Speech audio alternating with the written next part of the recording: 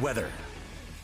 If today wasn't hot enough for you, tomorrow is looking even hotter. Here's the feels like around 11 a.m. So if you're thinking about doing something outdoors, probably a good idea to do it before 11 a.m. because by the time we get into the afternoon, certainly by 3 p.m., feels like temps around 100 to 105 degrees, and it will be after 6 o'clock before those feels like temps get down below 95. So what about the day for school? We've got bus stop in the morning about 75, but the bus ride on the way home is going to be a scorcher. 96, again, feeling though like it's about 100 to 105. So with Debbie moving to the east, it's just a hot, dry forecast around here. That is almost every time you get a big storm on the East Coast.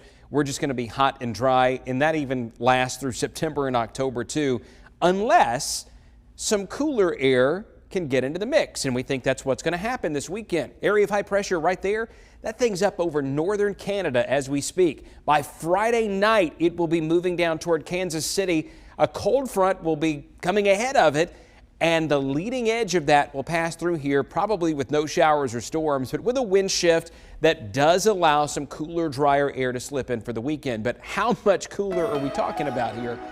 Well, we're not really going into, say, late October yet, but instead of 98 on Wednesday, Thursday, we're going to about 90 and 88 on Saturday and Sunday. And look at these temperatures by Sunday morning. 65 degrees in Birmingham. That would feel very nice, but there are some places that could hit the 50s early Sunday morning, and then we're going to warm up to the mid and upper 80s in the afternoon. A pretty standard day in August behind a cool front. Nothing to really write home about, and it's probably not going to last that long either because temperatures are going to surge back to the 90s next week. But all that has to do with this. This is Tropical Storm Debbie now north of Jacksonville, Florida. The core of the storm is going to shift off the coast, probably just a bit east of Savannah during the day tomorrow.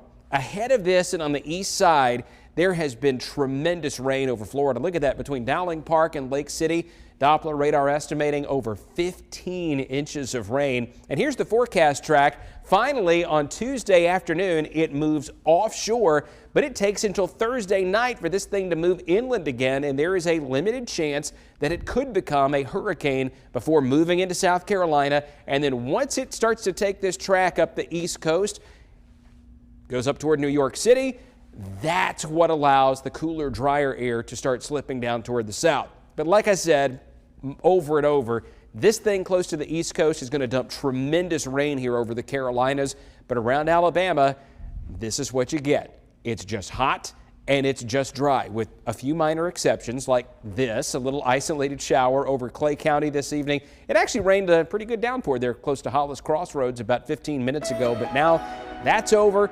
I don't expect much more rain out of this, but it is going to be hot. Look at Wednesday. 98 Birmingham, 97 Hoover, 101 at Aliceville, about 96 in Moody, 95 in Gadsden.